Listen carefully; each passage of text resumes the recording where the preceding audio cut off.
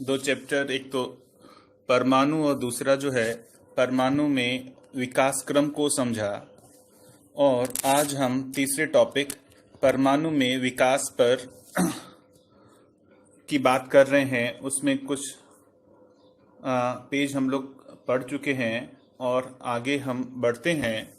तो आज ऐसा सीक्वेंस रखते हैं कि जो पहले बचा हुआ भाग है जो परमाणु में विकास का, उसको हम लोग पहले पढ़ लेते हैं, समझ लेते हैं, कंप्लीट कर लेते हैं। उसके बाद मैंने जो ये तीनों चैप्टर हैं उस तीनों चैप्टर को हम लोग एक समराइज कर लेंगे और उसके बाद जो भी प्रश्न आए हुए रहेंगे हम प्रयास करेंगे उसको उत्तरित करने का। जो आगे बाबा जी लिख रहे हैं, उक्त विधि से यह सुस्पष्ट हो गया है कि भौतिक क्रिया, रासायनिक क्रिया, जीवन क्रिया के मूल में परमाणु ही है। तो ये इस अस्तित्व में देखें तो तीन ही तरीके की क्रिया दिखती है, एक भौतिक क्रिया, रासायनिक क्रिया या फिर जीवन क्रिया। इन तीनों क्रियाओं के मूल में जो है परमाणु ही है, ऐसा बाबा जी कह रहे हैं। चाहे भौतिक रासायनिक क्रिया को देखेंगे तो वो किसी गठनशील परमाणु में ही हो रहा होगा, और इस जीवन क्रिया को देखेंगे तो वो गठनपूर्ण परमाणु में ही हो रहा होगा। तो जितने भी तरीके की क्रियाएं हैं वो सब के सब मूलतः किसी परमाणु में ही हो रहे होते हैं। जीवन परमाणु गठनपूर्ण है और भौतिक रासायनिक क्रिया में भागीदारी करते हुए परमाणु गठनशील है। अब जो है ये बोल रहे हैं कि जीवन परमाणु गठनपूर्ण है और भौतिक रासायनिक क्रिया में भागीदारी करते हुए जो परमाणु है वो गठनशील है। गठनशीलता विधि से भार बंधन अनुबंधन होना पाया जाता है।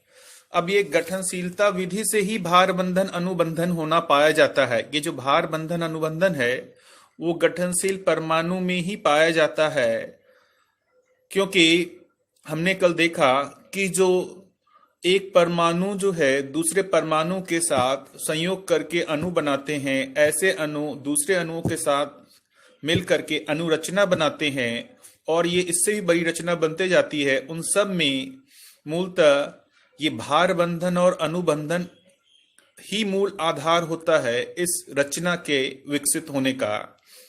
ये सिर्फ और सिर्फ गठनशील परमाणु में ही ये भार बंधन और अनुबंधन पाया जाता है। जैसे ही ये गठन पूर्ण होता है, उस गठन पूर्ण परमाणु में दूसरे परमाणु के साथ किसी भी तरीके के योग संयोग का कोई आधार नहीं दिखता। इस अर्थ में जो बाबा जी बोल रहे हैं कि ये जो भार बंधन और अनुबंधन है वो गठनशील परमाणु तक ही सीमित है। गठनपूर्ण परमाणु में ऐसा कोई भार बंधन और अनुबंधन जैसा चीज नहीं दिखता। दूसरे तरीके के बंधन दिखते हैं जिसको बाबा जी इच्छा बंधन, विचार बंधन, आशा बंधन कहते हैं। उसके बारे में भी जो आगे बात आएगी हम लोग करेंगे।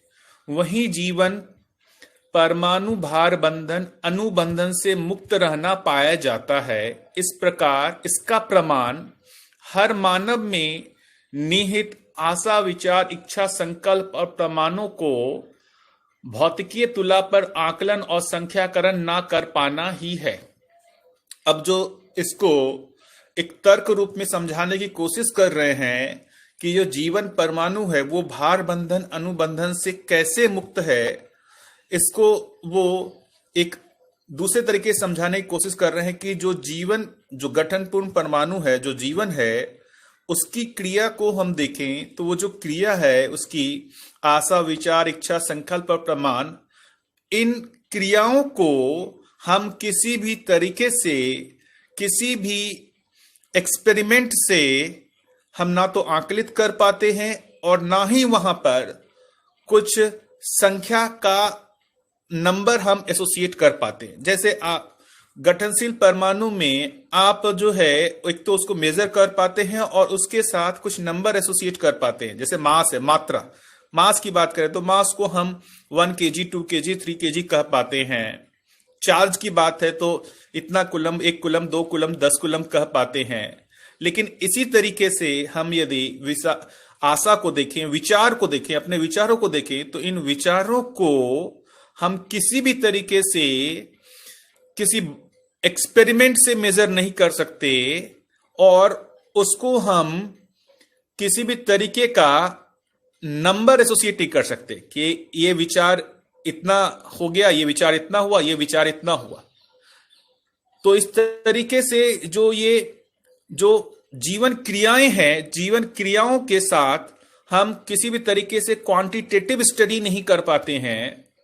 यही बता रहे हैं कि ये इसका प्रमाण है कि ये भार बंधन और अनुबंधन से मुक्त है, क्योंकि बाकी जितने भी तरीके के हमने जो एक्सपेरिमेंट किए हैं अभी तक इस धरती पे, वो सब के सब मूलतः किसी न किसी तरीके से ये भार बंधन अनुबंधन, या फिर इसको कहें कि गठनशील परमाणु का एक दूसरे पे जो प्रभाव है, उस प्रभाव का ही हमने अध्ययन किया है, उसी को ही गणितीय रूप में लाया है।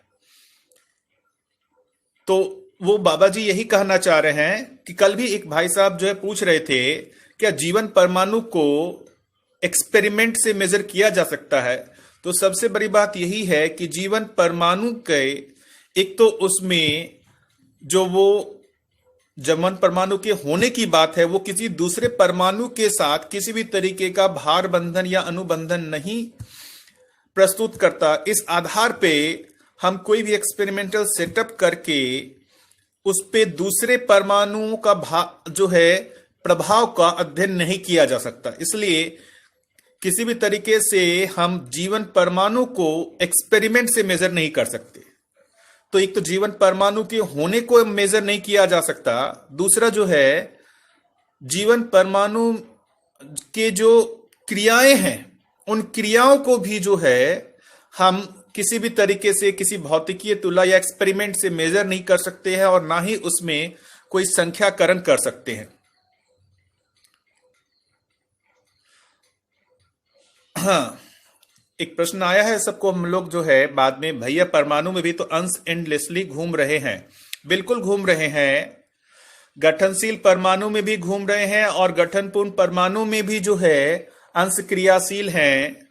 अब इतना ही उसमें कहें कि गठनशील परमाणु जो है वो भौतिक रासायनिक क्रिया को व्यक्त करता है और गठनपूर्ण परमाणु जो है वो चैतन्य क्रिया को व्यक्त करता है। क्योंकि अभी तक जो है हमारा जो अध्ययन हुआ है, इस जो हमारे जो भी जो परंपरा में अध्ययन हुआ है, जो साइंस बैकग्राउंड के हैं, उसमें सिर्फ ऐसा देखा गया है कि जो परमाणु है वो भौतिक रासायनिक क्रिया ही करते हुए पाए गए हैं। इस अर्थ पे या इस कल्पनाशीलता से हम लोग आगे बढ़ने पे ये हमारी कल्पना में आता है कि ये जो परमाणु है, ये जो गठनपूर्ण परमाणु है, वो सोच विचार कैसे कर सकता है।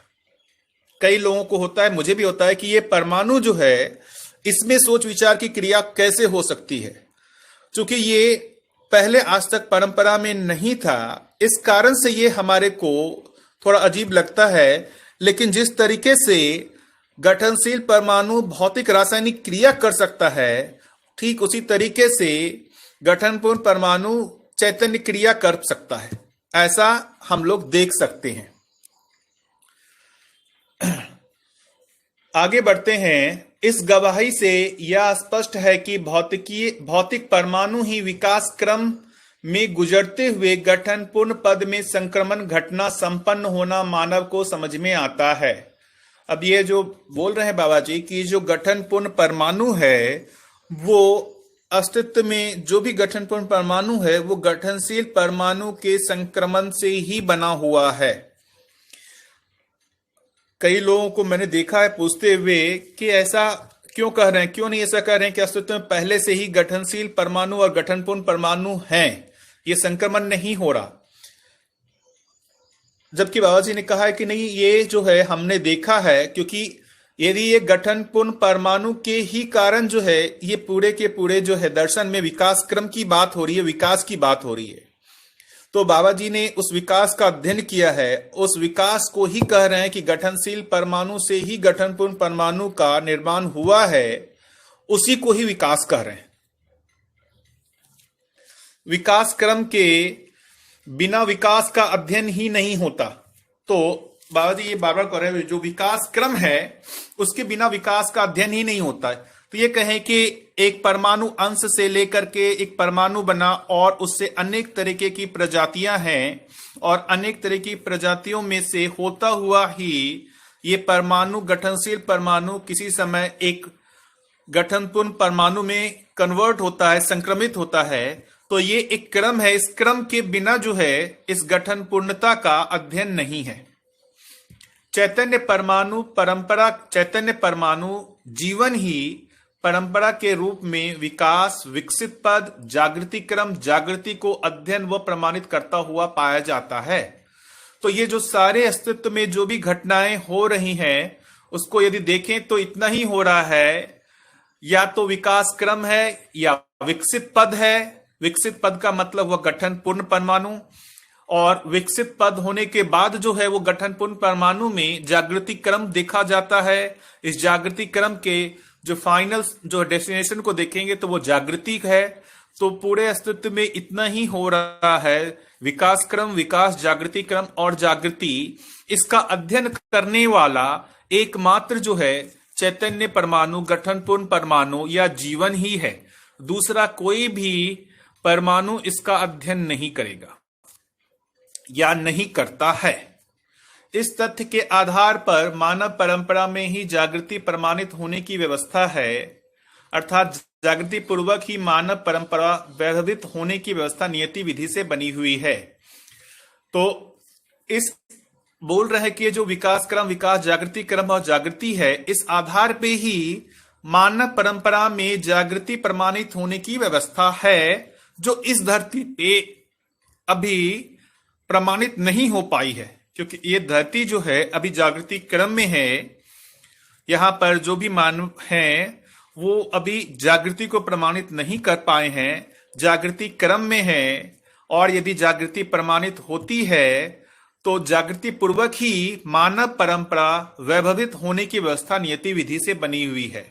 तो यदि जागृत परंपरा बनती है तो उसकी निरंतरता भी होती है। उसी को ही जागृति पूर्वक ही मानव परंपरा वैभवित होने की व्यवस्था नियति विधि से बनी हुई है। नियति विधि से मतलब हुआ ये प्रयास पूर्वक है, जो भी मनुष्य को लग रहा है, लेकिन ये अस्तित्व की बनावट ही है, वो स्वयं स्फूर्त विधि से हो ही रहा है। हम मनुष्य अपने आप को देखें तो मानवीय इतिहास को यदि हम लोग मूल्यांकित करें तो ये प्रेरणा है ही हमारे में।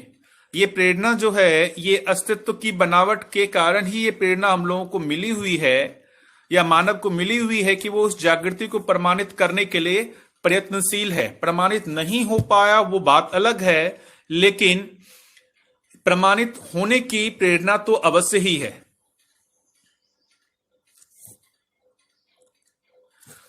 एक प्रतिभा गुप्ता जी पूछ रही हैं, अगर इस तरह परमाणु विकास में लगा रहेगा तो अपने आप में उसकी रिलायबिलिटी कब तक कैसे रहेगी? देखिए, एक चीज ये लगता है कि कई बार ऐसा लगता है कि यदि ये गठनशील परमाणु ही गठनपूर्ण परमाणु बन रहे हैं तो एक समय ऐसा आएगा जहां पर सारे के सारे गठनशील परमाणु गठनपूर्ण परमाणु में बदल जाएंगे और कुछ भी गठनशील परमाणु नहीं बचेंगे। देखिए, एक चीज है, हमको ये मानना पड़ेगा जो अभी वर्तमान है वैसा ही हमेशा रहने वाला है। जो ये अस्तित्व जैसा है ऐसा ही हमेशा था और हमेशा रहेगा। आप एक अस्तित्व के छोटे सैंपल को देखेंगे तो वहां पर आपको ऐसे दिख रहा होगा, लेकिन ये अस्तित्व का कोई काल सिद्ध नहीं होता कि ये अस्तित्व जो है, अस्तित्व की शुरुआत कब हुई थी। अस्तित्व अनादि काल से चला आ रहा है। तो जो अभी वर्तमान है ऐसा वर्तमान हमेशा रहने वाला है। इसी को ही वर्तमान कह रहे हैं। जो अभी है वही नित्य है।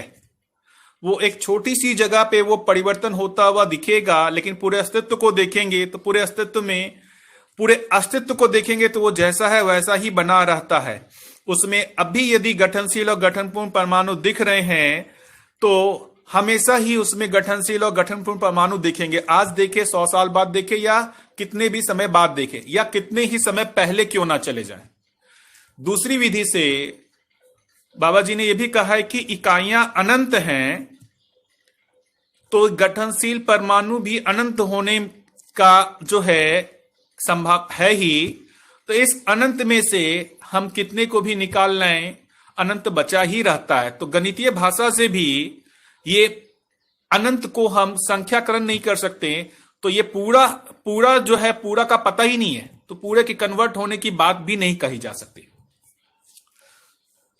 नियति विधि का तात्पर्य सहअस्तित्व रूपी अस्तित्व, वैभव, विधि, प्रक्रिया, फल, परिणाम उसकी निरंतरता से है। नियति विधि जो ये बाबा जी बोल रहे हैं कि जो अस्तित्व जो है स्वयं सहअस्तित्व के रूप में है और वही नित्य प्रकटनशील है, हर जगह वही प्रभावी है।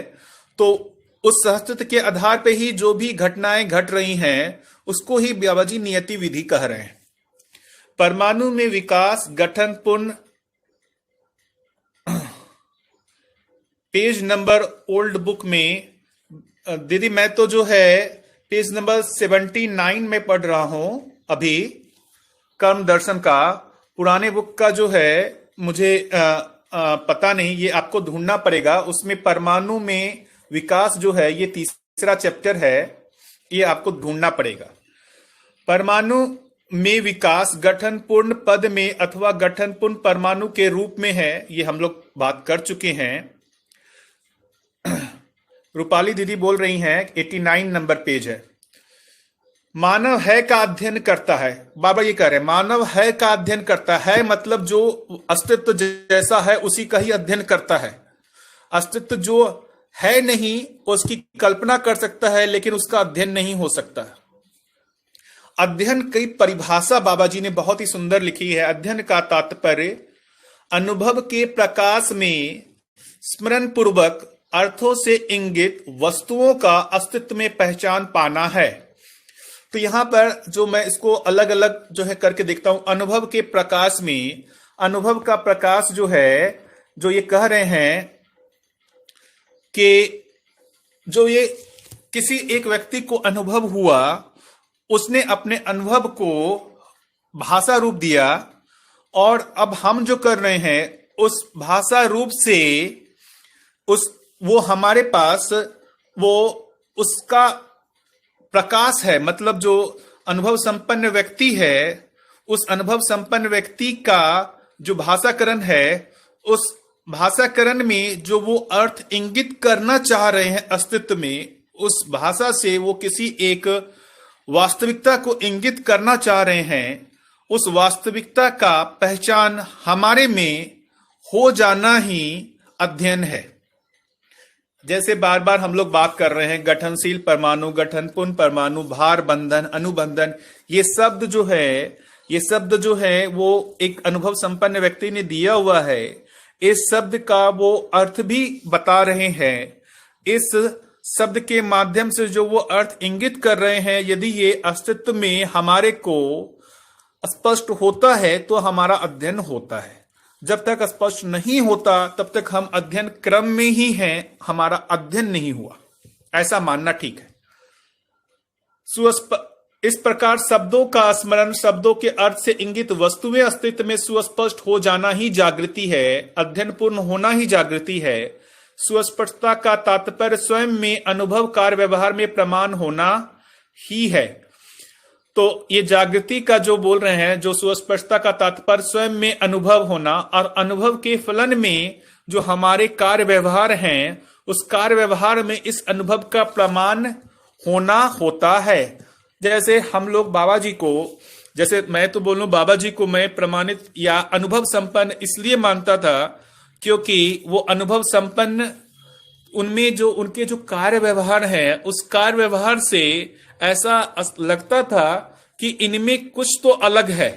तो उनमें अनुभव का हमारे को अनुमान मिलता था कि बाबा जी को अनुभव हुआ है। किसी दूसरे व्यक्ति में जो है इसका अनुमान इसलिए नहीं मिल पाता, तो कहीं ना कहीं उनके कार्य व्यवहार के प्रति हमारे को उस तरीके की जो है स्वीकृति नहीं हुई रहती है। इस कारण से उसके अनुभव पे क्वेश्चन मार्क हमारे को लगा हुआ रहता है। परमाणु में विकास का मतलब यह स्पष्ट हुआ कि परमाणु गठन पूर्ण पद में होना और गठन पूर्ण परमाणु जागृत होना यही नियति है। तो जो है, फिर से वो अस्तित्व की बात कर रहे हैं कि जो पर अस्तित्व में देखेंगे तो विकास के फलस्वरूप जो है गठन पूर्णता हुई, और इस गठन पूर्णता के बाद जो है उसमें जागृति होना, इतना ही जो है अस्तित्व में घटना के रूप में घट रही है। इसी को ही नियति कहा। यह मानव परंपरा में ही प्रमाणित होता है। तो ये जो जागृति है, ये जागृति का जो प्रमाण है वो मानवीय परंपरा में ही होता है, कहीं और नहीं होगा। इसलिए जो है आप इसको देखेंगे भी कि जैसे बाबा जी को भी अनुभव संपन्न हुआ, तो अनुभव संपन्न होने के बाद जो है उन्होंने प्रमाणित करने का इसका प्रयास किया ही। इसको मानव परंपरा में व्यक्त करने योग्य शरीर रचना पहले से बन चुकी है। तो जागृति को मानव परंपरा में प्रमाणित होने के लिए एक शरीर की आवश्यकता है, मानव शरीर की आवश्यकता है, जो इस धरती पे बन चुकी है, पहले से ही बन चुकी है। इस शरीर के द्वारा अपनी जागृति को प्रमाणित करने के लिए मानव ने भांति भांति के प्रयोग किए। तो परंतु परमाणु में विकास का आशय गठन पूर्ण परमाणु है, ऐसा परंपरा में व्याख्यायित न हो पाने के आधार पे जीवन पद का अध्ययन नहीं हो पाया। मुझे ये लाइन बहुत ही महत्वपूर्ण लग रहा है कि जो भी अभी यहाँ पर जागृति प्रमाणित होनी है या मानव का जो भी अस्तित्व का अध्ययन होना है, इस अध्ययन में गठनशील परमाणु को लेकर के स्वीकृति बन चुकी है। हम सब लोग जो है गठनशील परमाणु होते हैं, ऐसा हमारे अंदर स्वीकृति है, लेकिन जो गठन पूर्ण परमाणु है उसको लेकर के अभी तक हमारे में स्वीकृति नहीं हुई है, या फिर परंपरा में भी ऐसे गठन पूर्णता शब्द के रूप में कभी भी सुनने को नहीं मिला।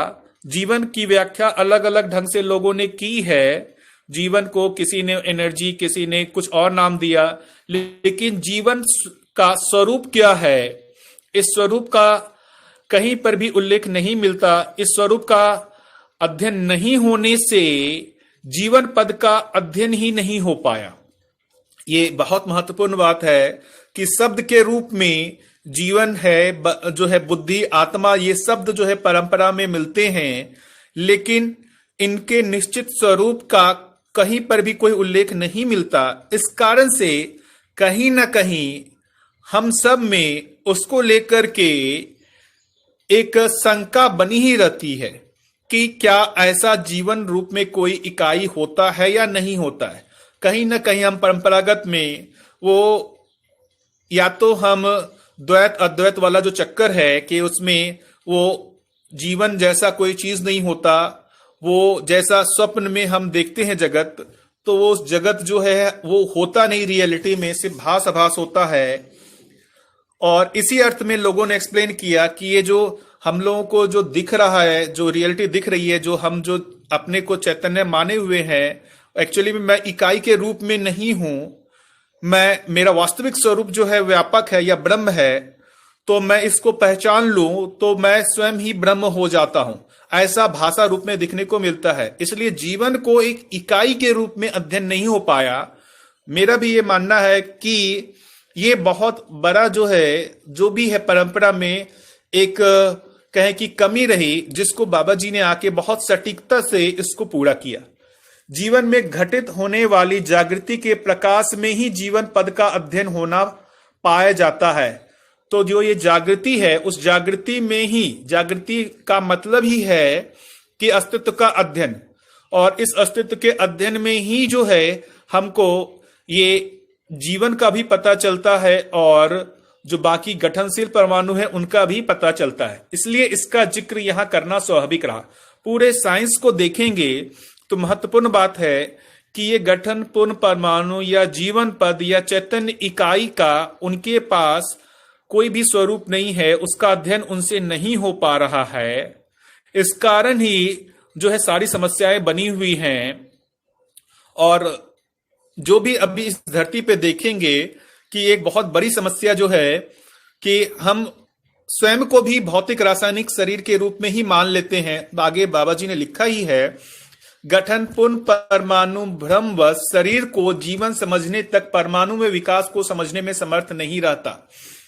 तो चूंकि हम ये बहुत भ्रमवश, तो जो हम लोग बात कह रहे हैं कि गठन पूर्ण परमाणु में जो क्रियाएं हैं वो जानना, मानना, पहचानना, निर्वाह करना है। चूंकि यदि गठन पूर्ण परमाणु में जानने की क्रिया नहीं हुई है तो मानने की क्रिया फिर भी होती रहती है, और ये मानने की क्रिया के फलन में ये जीवन जो है इस शरीर को ही मान लेता है कि मैं यही हूं, और इस आधार पर ये जो जाने बिना जो हमने मान लिया इसी को ही भ्रम कह रहे हैं। भ्रम का मतलब जाने बिना मान लेना, और ये मानने के कारण जो है मैं अपने आप को ये भौतिक रासायनिक शरीर ही मानता हूं। मतलब हमारे लिए मैं भी भौतिक रासायनिक शरीर हूं, मैं भी भौतिक रासायनिक वस्तु ही हूं, और जो प्रकृति में बाकी चीजें भी दिख रही हैं वो भी भौतिक रासायनिक ही है। मतलब पूरे अस्तित्व में जो भी है वो सिर्फ भौतिक रासायनिक वस्तुएं हैं। इस कारण से हम जो है जीवन का अध्ययन नहीं कर पा रहे हैं। जीवन का अध्ययन नहीं होने का मतलब जो परमाणु में विकास है उसका अध्ययन नहीं हो पाता है, उसको हम समझ नहीं पाते हैं। हम सब भी इसी में ही कहीं ना कहीं अटके हुए हैं। मैं भी ये मानता हूं भाषा रूप में ठीक है, हमारे को गठनशील और गठनपूर्ण परमाणु हमारे को बात आ गई है, पहुंच गई है, लेकिन मैं अभी ये कहूं कि कहीं ना कहीं अभी भी ये गठनशील और गठनपूर्ण परमाणु जो है ये मेरी भास आभास में ही है। ये अनुभव में नहीं आया है कि मैं शरीर नहीं हूं या मैं गठनपूर्ण परमाणु हूं, ऐसा मैं दावे के साथ नहीं कह सकता। ये भाषा रूप में आ गया है हमारे पास। जीवन परमाणु को भी माना ही है, बिल्कुल माना है। अभी हम लोग सब कुछ माने ही हैं। जब तक ये जानना नहीं हुआ है तब तक ये सब माने हुए ही हैं। हम ये इसलिए माने हैं, मैं पर्सनली अपनी बात बोलूं, इसलिए ऐसा मानता हूं कि ये है क्योंकि मैंने जागृत व्यक्ति के साथ काफी समय मैंने गुजारा है। उनके कार्य व्यवहार को देख करके मुझे उनके ऊपर विश्वास हुआ है, और ये विश्वास हुआ है कि जो ये व्यक्ति कह रहा है वो सही ही कह रहा होगा, क्योंकि उनमें जो मैंने ईमानदारी देखी व्यक्त होने की, इस अर्थ पे मैं मानता हूं कि जो वो कह रहे हैं गठनशील और गठनपूर्ण परमाणु वो दोनों होते होंगे। और मैं भी उस अध्ययन क्रम में लगा हुआ हूं, उसको अपनी कल्पनाशीलता चित्रण में फैलाने की कोशिश कर रहा हूं। लेकिन मैं ऐसा बिल्कुल नहीं कहूंगा कि मेरे को गठनपूर्ण परमाणु समझ में आ गया है। ये चित्रण में भले ही आ गया हो, अनुभव में नहीं आया है। भौतिक रासायनिक विकास क्रम में मानव शरीर तथा परमाणु में विकास पूर्वक जीवन और जीवन जागृति को प्रमाणित करने के क्रम में ही मानव परंपरा में जागृति को प्रमाणित करना होता है। तो भौतिक रासायनिक विकास क्रम में जो बोल रहे हैं मानव शरीर, तो जो ये बोल रहे हैं कि जो ये मानव शरीर जो है, ये जो भौतिक रासायनिक जो गठनशील परमाणु है उसमें जो रचना क्रम है, उस रचना क्रम में ही जो ये श्रेष्ठ रचना है, ये जो मनुष्य शरीर है, मानव शरीर, वो परमाणु में विकास पूर्वक जीवन, तो वो जो जीवन है, जो गठनपूर्ण परमाणु है, उन दोनों के संयुक्त रूप में ही ये काम कर रहा है। अभी ये देखेंगे तो मनुष्य को जो है, ये जो ज्ञान अवस्था है, वो जीव जो है वो जीवन और शरीर के संयुक्त रूप में जो है ये कार्य कर रहा है। इसलिए इसमें जो है बाबा जी ने इसलिए इस रूप में लिखा है, भौतिक रासायनिक विकास क्रम में मानव शरीर तथा परमाणु में विकास पूर्वक जीवन, दोनों ही की बात कर दी उन्होंने। वो शरीर और जीवन दोनों की बात कर रहे हैं। और जीवन जागृति को प्रमाणित करने के क्रम में मानव परंपरा में जागृति को प्रमाणित करना होता है। अब ये आगे की बात कर रहे हैं जो अभी नहीं हुआ है, कि जो जीवन जागृति है उसको प्रमाणित करने के क्रम में ही मानव परंपरा में जागृति को प्रमाणित करना होता है, जो अभी हमारे साथ नहीं हुआ है। हो सकता है कि बाबा जी के साथ ये घटना घट गई हो, जो उन्होंने अपने जागृति को भी पाया और जागृति को जो है इस परंपरा में अभी जो भी है हम लोगों के बीच में प्रमाणित भी किया। जागृति के प्रमाण का मतलब ही है न्याय पूर्वक, समाधान पूर्वक, यथार्थता, वास्तविकता, सत्ता पूर्वक प्रमाणित होना। तो प्रमाण को जो है वो बोल रहे हैं कि न्याय पूर्वक, समाधान पूर्वक, यथार्थता, वास्तविकता, सत्यता पूर्वक प्रमाणित होना है। न्याय का मतलब है कि जो व्यवहार है उस व्यवहार में उभय तृप्ति को सुनिश्चित करना। समाधान पूर्वक मतलब है हर घटना में जो है क्यों कैसे का उत्तर ढूंढ पाना। ऐसे समाधान पूर्वक जो है ये व्यक्ति प्रमाणित होता है। प्रमाणित होने का मतलब परंपरा में होना ही है। उक्त पांचों विधाएं प्रमाणित होने के क्रम में पीढ़ी से पीढ़ी प्रमाणित होना स्वाभाविक है। यही जागृत परंपरा है। ये आगे की जो इस धरती पे अभी नहीं घटी है उस घटना की बात कह रहे हैं जो आगे घटित होने की संभावना बनी हुई है जागृत परंपरा की। यदि जागृत परंपरा यहाँ पर स्थापित होती है तो इस पीढ़ी में, एक पीढ़ी से दूसरे पीढ़ी में ये जो जागृति है वो जागृति जो है वो ट्रांसफर होती है और इसका प्रमाण जो है वो एक पीढ़ी से दूसरी पीढ़ी में दिखता है।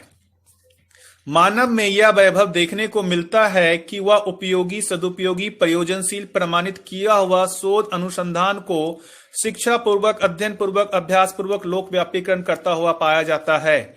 अब जो अभी तक घटनाएं घट चुकी हैं उसके बारे में बात कर रहे हैं कि मानव को जो भी समझ में आया उपयोगिता, सदुपयोगिता के अर्थ में, उसको लोक व्यापीकरण वो कर ही रहा है। जैसे किसी एक व्यक्ति को परमाणु समझ में आया या परमाणु की संरचना समझ में आई तो वो आज हम सब लोग पढ़ ही रहे हैं। हमारे पास जो है जो भी एक एजुकेशन सिस्टम बना हुआ है, अध्ययन विधि बनी हुई है, चाहे वो उसको अपन ही भले ही कहें, लेकिन जितना भी काम हुआ है इस जो भी अभी तक के इतिहास में, उसका अध्ययन करवाने की व्यवस्था तो है ही। तो जो एक आदमी के समझ को हुआ उसको लोकव्यापीकरण करने की व्यवस्था समाज में है ही।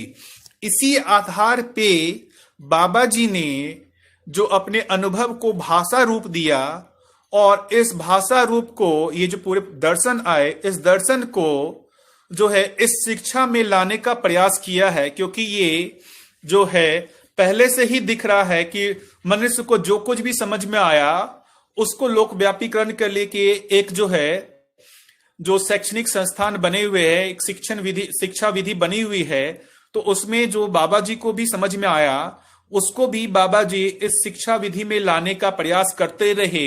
हम लोग भी इसी क्रम में ही हैं।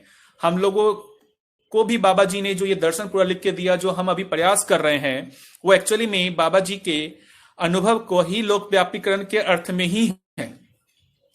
उक्त विधा में अभी तक मनाकार को साकार करने का जितना भी प्रयोग हुआ वह सब लोक व्यापीकरण हुआ और मन स्वस्थता के लिए जितना भी प्रयोग हुआ लोक व्यापीकरण नहीं हुआ। तो बोल रहे हैं परंपरा में अभी तक जो है जितने भी प्रयास हुए हैं मनाकार को साकार करने का मतलब हुआ कि मन में जैसे मान लो कि जैसे ये हम लोग अपने घर में देख रहे हैं, जो है बिजली है, पंखा है, लाइट है, मोबाइल्स हैं, ये सब चीज है कहीं ना कहीं जो है खोज होने से पहले इसका कहीं ना कहीं हमारे जीवन में कल्पना होना हुआ ही, और उस कल्पना को हमने जो है वस्तु रूप में जो है कन्वर्ट भी किया। इसके बाद भी ये सब लोक व्यापीकरण हुआ। एक का जो प्रयोग है, एक मोबाइल है, किसी एक को कल्पना में आया तो उससे ये अब हर व्यक्ति तक पहुंच गया है। ये सब लोक व्यापीकरण होने के बाद भी जो मन स्वस्थता मतलब जो है, मन स्वस्थता जो मतलब ये कह सकते हैं इसको कि जो मानव में सुखी होने का जो प्रयास है उसका लोक व्यापीकरण नहीं हुआ। हो सकता है कि या मान ले ऐसा किसी एक व्यक्ति को, मान लो कोई एक व्यक्ति सुखी हुआ हो तो उस सुख का लोक व्यापीकरण नहीं हुआ। किसी व्यक्ति में अनुभव हुआ हो तो उस अनुभव का लोक व्यापीकरण अभी तक परंपरा में देखने को नहीं मिलता है। लेकिन इन सब के अलावा जो बाकी और प्रयोग हुए हैं, जो भौतिक संसार में जो भी प्रयोग हुए, उसमें जो भी उनका मन में आया उसको साकार रूप दिया, उसका लोक व्यापीकरण होता हुआ दिखता है। जबकि मानव की परिभाषा ही मनाकार को साकार करने वाला, मन स्वस्थता का प्रमाण प्रस्तुत करने वाला है। मानव की परिभाषा बता रहे हैं, मानव जो है वो पूर्णता के अर्थ में बता रहे हैं कि मनाकार को साकार करने वाला और मन स्वस्थता को प्रमाण प्रस्तुत करने वाला भी है। तो इसमें से अभी तक मनाकार को साकार करने वाला भाग अभी तक इस धरती पे प्रमाणित हो चुका है, लेकिन मन स्वस्थता का प्रमाण अभी तक नहीं मिला है। परंपरा के रूप में, व्यक्ति रूप में हो सकता है, जैसे बाबा जी हमारे सामने मन स्वस्थता का प्रमाण प्रस्तुत किए ही। आशावादी तो है ही, मनुष्य जो है आशावादी तो है ही। परमाणु में विकास के चलते गठन पूर्णता एक संक्रमण घटना रही। संक्रमणिता का तात्पर्य पुनः पूर्व स्थिति में ना आने वाला, परिणाम से मुक्ति का तात्पर्य परमाणु में से कुछ अंश घटने बढ़ने की घटना से मुक्ति।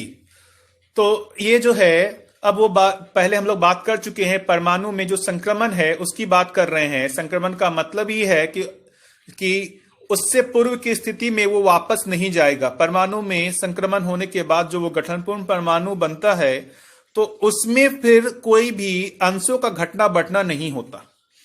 सहअस्तित्ववादी विधि से शरीर और जीवन के संयुक्त रूप में मानव परंपरा वैभवित है। अब ये बोल रहे हैं कि जो सहअस्तित्ववादी विधि से जो शरीर और जीवन के संयुक्त रूप में मानव परंपरा ही जो है, यही उसका वैभव है। जो ये अभी के वर्तमान की बात नहीं कर रहे हैं, जो ये अस्तित्व की बनावट है, अस्तित्व में जो सहअस्तित्ववादी विधि है, उसमें शरीर और जीवन के रूप में ही जो है मानव परंपरा जो अभी तक वैभवित दिख रही है। जीवन जागृति ही मन स्वस्थता का प्रमाण है, वो अभी तक यहां घटना रूप में नहीं घट पाई इस धरती पे। जीवन में ही संपादित होने वाली, वैभवित होने वाली अनुभव मूलक विधि से अनुभवों का बोध बुद्धि में, चिंतन चित्त में, न्याय धर्म सत्य पूर्वक समुचित तुलन क्रियावृत्ति में और मूल्यों का आस्वादन क्रिया मन में होना पाया जाता है। अब जो है ये जागृत जीवन की बात कर रहे हैं कि जो जागृत जीवन होता है वो उसमें अनुभव मूलक विधि से जो भी उसमें अनुभव हुआ, उस अनुभव का बोध बुद्धि में होना, उसका चिंतन चित्त में होना, और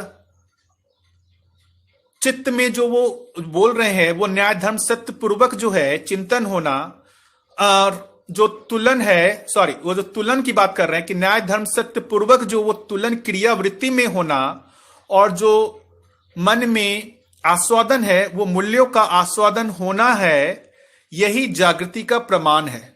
तो ये जागृत जीवन की क्रियाओं के बारे में बोल रहे हैं कि जागृत जीवन में जो उसकी क्रियाएं दिखेंगी, अनुभव के आधार पे बुद्धि में बोध होना, बुद्धि में बोध होने के फलन में चित्त में चिंतन होना, चित्त में चिंतन होने के फलन में वृत्ति में न्याय धर्म सत्य के आधार पे तुलन होना, और उस आधार पे मन में मूल्यों का आस्वादन होना होता है। मूल्यों का आस्वादन क्रिया पूर्वक कार्य व्यवहार तभी संभव है जब संबंधों का पहचान स्वीकार रहता है। तो मूल्यों का आस्वादन होने के लिए हमारे को संबंध पहचान में आना है, क्योंकि मूल्य कहाँ होंगे? संबंध में ही होंगे। तो यदि संबंधों की पहचान नहीं हुई है तो मूल्यों का पहचान नहीं हो पाएगा। मूल्यों की पहचान नहीं हुई है तो उसका आस्वादन भी मन में होना नहीं होगा। संबंधों के पहचानने के उपरांत ही मूल्यों का निर्वाह कर पाता है। संबंधों के साथ मूल्य, मूल्यों के साथ वस्तुओं का अर्पण समर्पण, वस्तुओं के अर्पण समर्पण के साथ उपयोगिता सदुपयोगिता, प्रयोजनशीलता प्रमाणित होता हुआ अर्थात व्यवहित होता हुआ पाया जाता है। तो ये जो है बता रहे हैं कि जैसे संबंध की समझ होने से जो वो मूल्य समझ में आते हैं, उस मूल्य के साथ जब हम जीवन और शरीर के रूप में जीने जाते हैं तो वहां वस्तुओं की आवश्यकता होती ही है। तो उन वस्तुओं के जो है आदान प्रदान होते ही रहते हैं, और वो भी उपयोगिता सदुपयोगिता विधि से ही होता है। ऐसा जो है प्रमाणित होना मानवीय परंपरा में दिखता है। यही परमाणु में विकास और जागृति का तात्पर्य है। तो यहां पर अब दोनों ही चीजें बाबा जी ने अभी तक जो बात की थी, पहले वो परमाणु में विकास की बात की थी, गठनशील से गठन पूर्णता की बात की थी। अब जो है वो जागृति की बात कर रहे हैं। इस जागृति को वो गठन पूर्णता को क्रिया पूर्णता भी कह रहे हैं कि जो जीवन की क्रियाएं हैं वो सारे के सारे क्रियाशील हो जाएं, उसी को ही वो जागृति कह रहे हैं। केवल मानव ही जागृति का प्रमाण प्रस्तुत करने योग्य इकाई है। इसमें मुझे नहीं लगता है किसी को कोई शंका होगी कि अस्तित्व में जो है सिर्फ मनुष्य ही है जो इस जागृति का प्रमाण प्रस्तुत करेगा, क्योंकि मनुष्य को छोड़ के बाकी जो पदार्थ अवस्था, प्राण अवस्था और जीव अवस्था है, कोई भी इस जागृति का प्रमाण प्रस्तुत नहीं करेगा, क्योंकि उसमें जागृति जैसी कोई व्यवस्था होती ही नहीं। जागृति का संपूर्ण स्वरूप जानना, मानना, पहचानना, निर्वाह करना ही है। तो जागृति का जो स्वरूप है वो जानना, मानना, पहचानना, निर्वाह करना ही है। देखिए, अभी भी जब तक हम जागृत नहीं हुए हैं, हमारे में मानना, पहचानना, निर्वाह करना हुआ ही है, हो ही रहा है। इस अर्थ में हम अभी जो है अजागृत कहला रहे हैं, हम जागृत नहीं कहलाएंगे, क्योंकि जागृति के लिए जानना जो है वो आवश्यक है। तो पूरे अस्तित्व को जानने के फलस्वरूप जो है उसके अनुरूप मानना होता ही है और उसके अनुरूप ही पहचाना, निर्वाह करना होता है। इसी को ही जागृति कह रहे हैं। पदार्थ अवस्था, प्राण अवस्था और जीव अवस्था, ये सब पहचाना, निर्वाह करने के साथ अपने आचरण को त्वचा सहित व्यवस्था और समग्र व्यवस्था में भागीदारी के रूप में प्रमाणित करते हैं। अब वो जीवन की जगह जो है अब वो गठनशील परमाणु में चले गए हैं, जहां पर वो जो पदार्थ अवस्था, प्राण अवस्था और जीव अवस्था में जो है वहां सिर्फ और सिर्फ जो है पहचानना, निर्वाह करना ही देखा जाता है। और ये पहचानना, निर्वाह करना जो है वो अपने अपने एक निश्चित आचरण के साथ इस धरती पे या कहीं पर भी अस्तित्व में वो प्रमाणित करते हुए दिखते ही हैं। जबकि मानव में पहचानना, निर्वाह करना के साथ जानना, मानना एक आवश्यक प्रक्रिया रही है। इसे भली प्रकार से केवल मानव कुल में ही प्रमाणित होना पाया जाता है। तो जो बाबा जी बोल रहे हैं, मानव में सिर्फ पहचानना, निर्वाह करना नहीं है, पहचानना, निर्वाह करने के साथ साथ जानना, मानना ही है। और इस जानने मानने को केवल मानव ही जो है वो प्रमाणित कर सकता है। जानने मानने के साथ ही मानव ज्ञान अवस्था में होने के तथ्य को प्रमाणित करता है। मानव को ज्ञान अवस्था में इसलिए रखा गया, आप देखेंगे कि जीवावस्था और ज्ञानावस्था में दोनों जगह जीवन और शरीर है, लेकिन फिर भी जो है जीव जानवरों को ज्ञानावस्था में बाबा जी ने नहीं रखा, क्योंकि वहां पर जानना, मानना की क्रिया नहीं हो रहा होता है। बहुत थोड़े अंशों में मानने की क्रिया दिखती है, लेकिन ज्यादातर जो है पहचानना, निर्वाह करना ही दिख रहा होता है। इस अर्थ में जो है बाबा जी कह रहे हैं कि वो जीवावस्था जो है उसको जो है ज्ञान अवस्था की काहे नहीं कर रहे हैं। तो ज्ञान अवस्था में सिर्फ और सिर्फ मानव को ही रखा है। मूल रूप में परमाणु ही सारे क्रियाकलापों का मूल वस्तु है। फिर से ये बात कर रहे हैं, जितने भी क्रियाकलाप हैं अस्तित्व में, चाहे वो भौतिक रासायनिक क्रिया हो या आपकी चैतन्य क्रिया हो, पूरे अस्तित्व में यही तीन क्रिया हैं, भौतिक रासायनिक क्रिया या चैतन्य क्रिया। इन सब के मूल में परमाणु ही है। भौतिक रासायनिक क्रिया जो है वो गठनशील परमाणु में हो रहा है और चैतन्य क्रिया गठनपूर्ण परमाणु में ही हो रहा है। तो सारे क्रिया के मूल में परमाणु ही है। उस परमाणु में दोनों तरीके के परमाणु की बात कर रहे हैं। परमाणु में विकास क्रम और विकास के फलस्वरूप भौतिक, रासायनिक और जीवन क्रिया का होना पाया जाता है। जब विकास क्रम की बात करेंगे परमाणु में, तो वहां भौतिक रासायनिक क्रिया ही होती है, और विकास के फलन में जो वो गठनपूर्ण होता है उसमें जीवन क्रिया होती है। गठनशील परमाणु के रूप में संसार का वैभव पदार्थ अवस्था, प्राण अवस्था से लेकर समृद्ध मेधस रचना के रूप में दिखाई पड़ता है। ये बाबा जी पूरी तरीके से समराइज कर रहे हैं जो अभी तक उन्होंने 3 चैप्टर में कहा है कि जो गठनशील परमाणु के रूप में जो है ये पूरा का पूरा जो संसार दिख रहा है, उसमें पदार्थ अवस्था, प्राण अवस्था, जीव अवस्था का शरीर और मानव का जो शरीर है वो सब जो है वो गठनशील परमाणुओं से मिलकर ही बना हुआ है। और उसमें भी जो है उसके सबसे विकसित रचना की बात करें तो वो मेधस है, इस रूप में जो है हमारे को दिख ही रहा होता है। परमाणु में विकास का पहला चरण गठन पूर्णता के रूप में स्पष्ट होता है, जिसके फलस्वरूप जीवन एक चैतन्य इकाई के रूप में अक्षय क्रिया होना पाया जाता है। तो वह फिर से उसको समराइज कर रहे हैं कि जो है परमाणु में विकास के फलन में जो गठन पूर्णता होती है, इस गठनपूर्ण परमाणु को ही जीवन कह रहे हैं और इस जीवन को ही चैतन्य इकाई कह रहे हैं। इसमें जो अक्षय क्रिया का होना पाया जाता है, अक्षय का बात हो चुकी है कि जितना भी इसको हम यूज करें ये कभी घटता नहीं है। जीवन परमाणु का जागृत होना परमाणु में विकास का दूसरा चरण है। अब बता रहे हैं कि अस्तित्व में अभी तक जो बाबा जी ने बात की कि एक जो है संक्रमण की बात की या एक जो है गठनशील से गठन पूर्णता तक इस एक क्रम की बात की, एक पूर्णता की बात की। एक पूर्णता जो है क्रिया पूर्णता, वो हो चुका है गठन पूर्ण परमाणु बनने के साथ ही, लेकिन यही उसका फाइनल डेस्टिनेशन नहीं है। इस गठन पूर्णता के बाद जो है उसमें जो है जागृति क्रम होता है। इस जागृति क्रम में जो है फाइनल जागृति होना, उस जागृति का मतलब है उसकी सभी क्रियाएं जागृत हो जाना, उसी को ही क्रिया पूर्णता कह रहे हैं। ये दूसरा घाट बोलते हैं कि ये जो परमाणु में गठन पूर्णता एक पहला घाट हुआ, दूसरा घाट हुआ क्रिया पूर्णता, और ये क्रिया पूर्णता के बाद भी जो है ये जीवन जो है अनुभव संपन्न हो जाने के बाद, इसकी सभी क्रियाएं जो हैं जागृत हो जाने के बाद भी एक तीसरा जो चरण बना हुआ है, वो उसको जो है आचरण पूर्णता कह रहे हैं। तो मैं इस तीनों को एक्सप्लेन करता हूं कि क्या कहना चाह रहे हैं।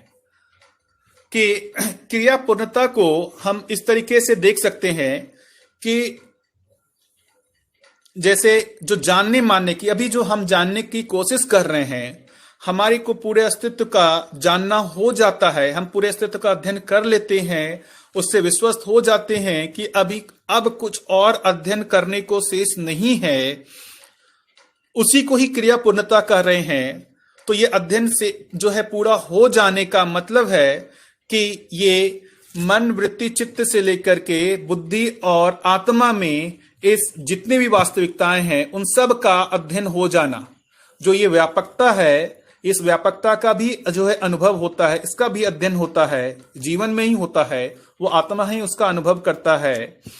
तो ये जितने भी वास्तविकता हैं उन सब का अध्ययन होने का मतलब ही है कि जो जीवन की क्रियाएं हैं वो पूर्ण जागृत हो गई। क्रिया का मतलब ही है, उसको हम देखेंगे तो जानने मानने की तृप्ति बिंदु को ही हम क्रिया पूर्णता के रूप में पहचान सकते हैं। तो थोड़ा सा मैं जो है मैं और जो इसमें बाबा जी ने नहीं लिखा है इसको मैं बता भी देता हूं।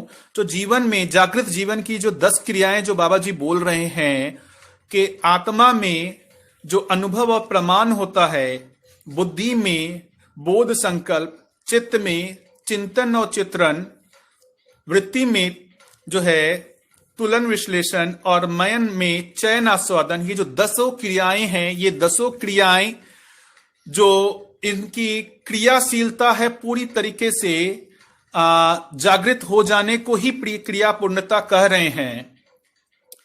तो इसमें अब जो है इसको अच्छे तरीके से हम लोग थोड़ा सा समझने की कोशिश करते हैं कि अभी जो है हम लोग अजागृत हैं। इसमें बाबा जी ने 4.5 क्रिया लिखा है।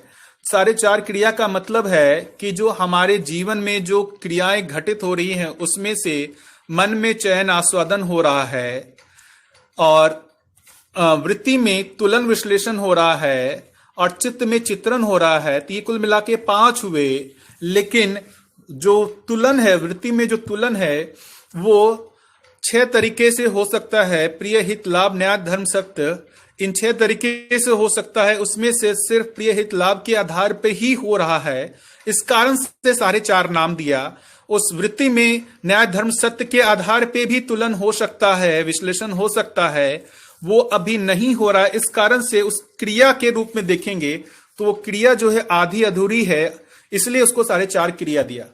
यहां से जब हम आगे बढ़ते हैं तो जो ये अध्ययन क्रम है जो हम अध्ययन कर रहे हैं, इस अध्ययन से हमारे में जो हमारी और क्रियाएं एक्टिव होनी शुरू होती हैं। जैसे चित्त में बाबा जी ने साक्षात्कार कहा कि चित्त में साक्षात्कार होता है, बुद्धि में जो प्रतीति होती है, इस सब को बाबा जी ने जो है ये जागृत जीवन की क्रिया नहीं कहा। साक्षात्कार भी एक क्रिया है लेकिन वो जागृत जीवन की क्रिया नहीं है। ये साक्षात्कार जो है जागृति जो आत्मा में अनुभव होने से पहले जो चित्त में जो क्रियाएं हो रही हैं उसको साक्षात्कार है। बुद्धि में जो क्रिया हो रही है उसको जो है शायद प्रतीति कह रहे हैं।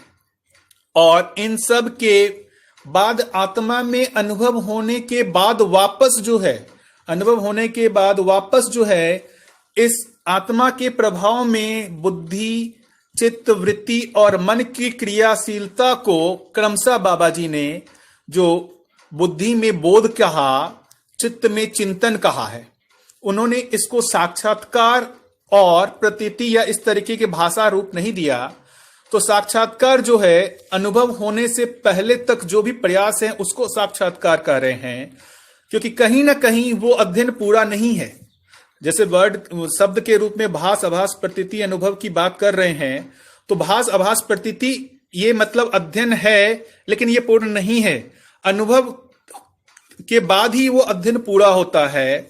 तो वो अनुभव होने के बाद जो जीवन, जो आत्मा है, उस आत्मा में अनुभव होने के बाद जो जीवन की क्रियाएं हैं उसको जो है, हाँ, अजय जैन भैया ने बुद्धि में उसको अवधारणा कहा है, सही बात।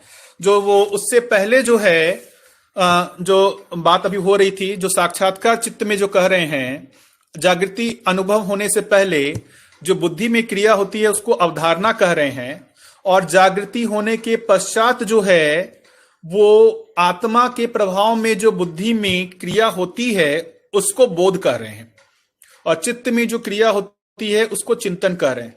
तो ये 10 क्रियाएं जो हैं, जो जागृति, जो अनुभव होने के बाद जो ये 10 क्रियाएं जो हैं वो पूरी तरीके से क्रियाशील हो जाते हैं। इसी को ही क्रिया पूर्णता कहा। तो अनुभव होने से पहले तक उसके लिए प्रयास है, अनुभव होने के साथ ही ये सारी क्रियाएं जो हैं वो क्रियाशील हो जाती हैं, उसी को ही क्रिया पूर्णता कहा। लेकिन उसके साथ साथ आगे जो है वो के आचरण पूर्णता की बात कही। तो बुद्धि जो आत्मा में 2 बात कहा, अनुभव, प्रमाण, बुद्धि में बोध, संकल्प। तो ये जो बात कह रहे हैं कि आत्मा में अनुभव तो हो गया, उस अनुभव के आधार पे बुद्धि में बोध हो ही रहा है, चित्त में चिंतन हो ही रहा है, लेकिन फिर भी उसमें जो है उसका, जैसे आत्मा में जो अनुभव उसका प्रमाण प्रस्तुत नहीं कर पा रहा है, वो जो बोध हुआ उस बोध के आधार पे उस संकल्प क्रिया को वो प्रकट नहीं कर पा रहा है। चिंतन होने के फलस्वरूप जो वृत्ति में जो तुलन क्रियाएं हैं, न्याय, धर्म, सत्य के आधार पर जो तुलन क्रिया है उसको वो प्रमाणित नहीं कर पा रहा है। वो प्रमाण जो है, ये सारे जो प्रमाण है वो मानवीय परंपरा में ही वो प्रमाणित कर पाएगा।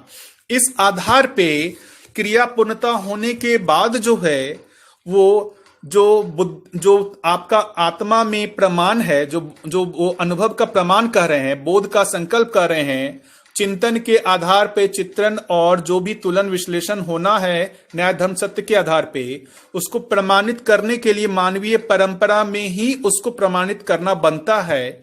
और जब वो इस बात को प्रमाणित कर लेता है तो उस घाट को बाबा जी आचरण पूर्णता कहते हैं, जिसको अंतिम चरण कहा कि इसके बाद जो है उसकी निरंतरता होती है। उसके बाद जो है और कुछ जो है शेष नहीं रहता। ये पूरा का पूरा जो है गठन पूर्णता, क्रिया पूर्णता और आचरण पूर्णता जो अस्तित्व में जो है जितने होने का प्रावधान है वो पूरा का पूरा हो गया रहता है। बुद्धि का अस्तित्व की वास्तविकताओं से तदाकारिता ही बोध है। देखिए, बोध जो बाबा जी कह रहे हैं उससे पहले भी जो है एक वर्ड जो है अवधारणा वो यूज कर रहे हैं कि बुद्धि में ही अवधारणा हो रही है, बुद्धि में ही बोध भी हो रहा है। तो दोनों में डिफरेंस क्या है? अनुभव के बिना बुद्धि में जो क्रिया हो रही है उसको अवधारणा कह रहे हैं, और अनुभव के पश्चात या अनुभव सहित जो बुद्धि में क्रिया हो रही है उसको बोध कर रहे हैं। अनुभव के बिना चित्त में जो क्रिया हो रही है उसको चिंतन कह रहे हैं, उसको साक्षात्कार कह रहे हैं। और अनुभव के साथ जो है जो चित्त में क्रिया हो रही है उसको चिंतन कह रहे हैं। इसलिए जो है कई तरीके के जो हैं और भी जो है शब्दों का बाबा जी ने जो प्रयोग किया है। इस प्रकार गठन पूर्णता, क्रिया पूर्णता, आचरण पूर्णता, इन तीनों चरणों में परमाणु में विकास और जागृति पूरा होता है। परमाणु में विकास का अर्थ यही है। तो अभी से पहले तक के चैप्टर में बाबा जी ने सिर्फ जो है विकास को उस क्रिया पूर्णता के वो गठन पूर्णता के अर्थ में ही विकास की बात की थी। अब जो है उस विकास में क्रिया पूर्णता और जागृति पूर्णता को भी वो इंक्लूड कर रहे हैं। तो परमाणु में जो पूरा विकास है वो गठनशील से गठन पूर्ण होना, गठन पूर्णता के पश्चात उसमें क्रिया पूर्णता होना, और क्रिया पूर्णता के पश्चात जो है उस मानवीय परंपरा में उसको प्रमाणित करने को ही वो आचरण पूर्णता कर रहे हैं। यही पूरे जो भी है परमाणु का पूरा विकास यही है। देखिए, तो हम लोग थोड़ा सा जो है, अब जितने भी 3 चैप्टर हम लोगों ने देखे हैं, अभी तक पढ़े हैं, अनुभव जीवन का होना है या कुछ और। अनुभव जो है, बहुत जो भी क्वेश्चंस है मैं उसको बाद में लूंगा, पहले हम जो भी समराइज कर लेते हैं, उस समराइज करने के बाद जो क्वेश्चंस हैं उसको मैं ले लूंगा एक एक करके। तो अभी तक हम लोगों ने जो भी है पहले चैप्टर में परमाणु संरचना को समझा। परमाणु संरचना में मैंने प्रयास किया तुलनात्मक अध्ययन करने का, कि जो बाबा जी मध्यस्थ दर्शन के हिसाब से जो है इसको कैसे समझे हैं। तो मध्यस्थ दर्शन के हिसाब से जो है उन्होंने एक मूल नियम को जो पहचाना है कि सबसे फंडामेंटल जो नियम है कि अस्तित्व सहअस्तित्व के रूप में है, और इस सहअस्तित्व के फलन में ही हर एक इकाई जो है, हर एक परमाणु से लेकर परमाणु अंश इस सत्ता में, इस व्यापक सत्ता में संपृक्त रहने के आधार से ऊर्जित हैं, क्रियाशील हैं, बल संपन्न हैं, और इस सहअस्तित्व को प्रमाणित करने या सहअस्तित्व की दिशा में प्रेरित हैं। इस अर्थ में परमाणु अंश एक दूसरे को पहचान करके परमाणु बनाते हैं। ऐसे परमाणु जो हैं अणु बनाते हैं। इस अणु से अनुरचित पिंड बनता है, और ये और भी जो हैं अनेक तरह के जो हैं बहुत तरीके के हमारे को जो भौतिक रासायनिक रचनाएं दिखती हैं, उस रचना के क्रम में ही आगे बढ़ते हुए जो ये विकास क्रम में पदार्थ अवस्था, प्राण अवस्था, जीव अवस्था, ज्ञान अवस्था का जो ये होता है, शरीर का निर्माण होता है, मनुष्य में समृद्ध मेधस का जो है वो